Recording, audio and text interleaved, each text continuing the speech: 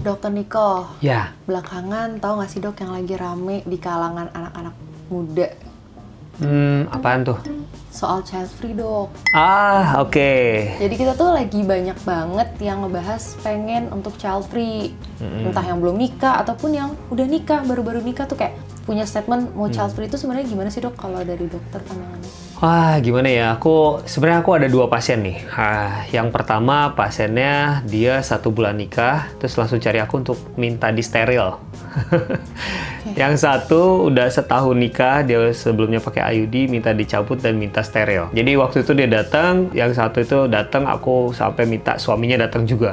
Jadi aku dudukin dulu berdua nih, aku bilang ke suaminya, bener nih, ini istri kamu mau child free, kamu gimana gitu? Karena harus persetujuan 2, suami istri harus sama-sama setuju, kalau nggak bisa.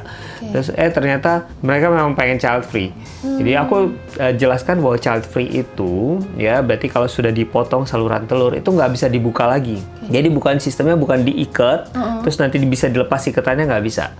Ya, jadi kalau yang namanya steril itu artinya si saluran telur itu dipotong dan diikat. Gitu, supaya apa? Supaya nggak nyambung lagi. Kalau nyambung lagi itu ada namanya rekanalisasi tuba. Jadi saluran telur yang tiba-tiba dia tuh nyambung sendiri. Nah, kalau udah gitu sih itu kuasa Tuhan ya, gitu ya. Tapi kalau prosedur yang benar, maka setelah dipotong kemudian diikat itu agak berjauhan. Jadi harusnya dia tidak bisa nempel lagi gitu. Nah, kalau mau nantinya punya anak nih, Dea, itu tetap harus bayi tabung ya, tetap bisa tapi dengan bayi tabung karena saluran telurnya udah nggak ada. Atau kalau memang sudah usia ya sudah lewat masanya ya mau nggak mau adopt. Nah, kalau misalnya kayak gitu dok, sebenarnya ngaruh nggak sih dok ke kesuburan kita? Kan tadi tuh dok, mungkin ya kita sekarang nggak mau punya anak gitu kan, tapi nanti kepengen lagi gitu kan.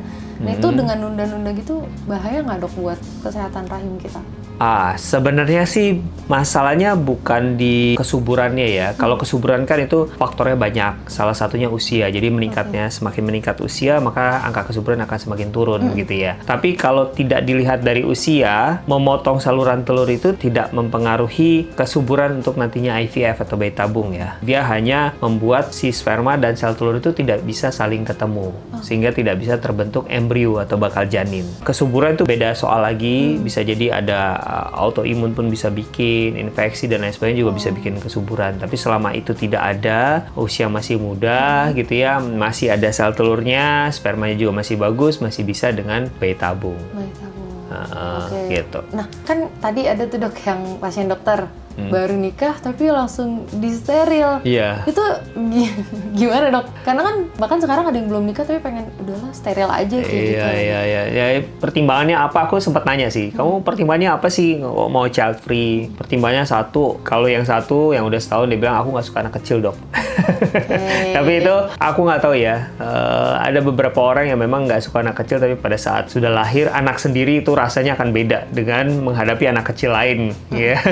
Kalau anak sendiri ya, tapi aku nggak tahu itu di luar inilah. Nah, yang kedua memang mereka pertimbangannya biaya. Saat ini untuk menghidupi satu anak kecil biayanya cukup tinggi gitu ya.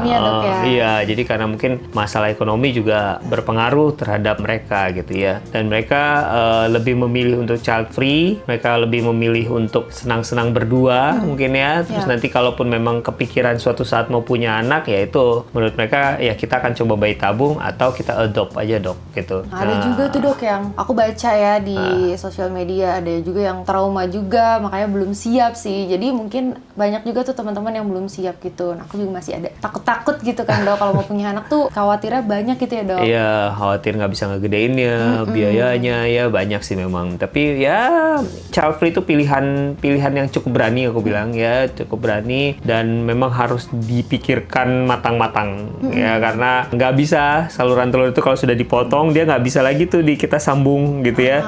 Sebenarnya bisa, tapi angka kehamilan di luar kandungan juga meningkat. Jadi si sel telur itu kalau udah ketemu sama sperma terbentuk bakal janin, kan itu harusnya dilariin tuh ke dalam rahim. Nah kadang-kadang dari sambungan si saluran telur itu jadi kayak ada polisi tidurnya dikit. Jadi si embrionya itu atau bakal janinnya itu nggak bisa dilarin ke sana, nyangkut. Akhirnya berkembangnya di saluran telur. Nah, itu juga bisa berbahaya. Bisa perdarahan, anemia, bahkan bisa menyebabkan kematian pada ibu. Gitu. Oleh karena itu tidak disarankan sebenarnya setelah di steril, kemudian disambung lagi. Sebenarnya. Nah, itu kan kalau dari cewek. Kalau dari cowoknya gimana, Dok? Bisa nggak? Kalau dari cowok justru lebih susah lagi. Ya, jadi kalau dari cowok, saluran spermanya dipotong, kemudian nantinya mau bayi tabung, itu akan diambil langsung dari pabriknya tuh. Jadi disedot pakai spuit, pakai jarum, ya, ditusuk si testisnya, terus disedot, diambil spermanya. Nah, permasalahannya, sperma yang diambil dengan cara seperti itu, satu, tidak banyak. Kedua, kualitasnya juga kurang baik. Jadi untuk bayi tabung pun bisa jadi embrio yang terbentuk juga kurang baik. Jadi kalau memang steril dan masih mau punya anak, ada kepikiran mau punya anak, sebaiknya ya memang yang perempuan ya masih lebih baik untuk program bayi tabung dibandingkan laki-lakinya yang dilakukan vasektomi. Jadi pilihannya apa aja tuh, Dok, yang masih aman kalau untuk menunda?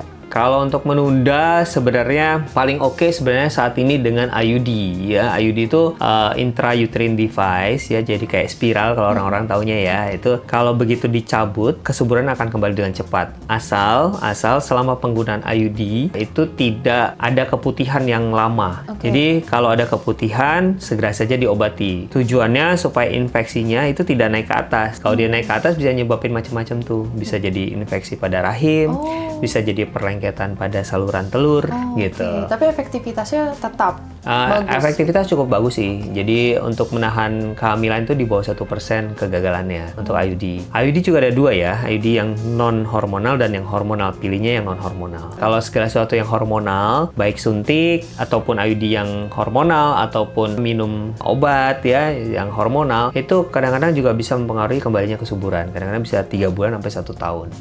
Gitu. Jadi emang pilihan ya, Dok, ya kalau child free ya. Lebih banyak pilihan sih. Tapi ya child free is a very big choice.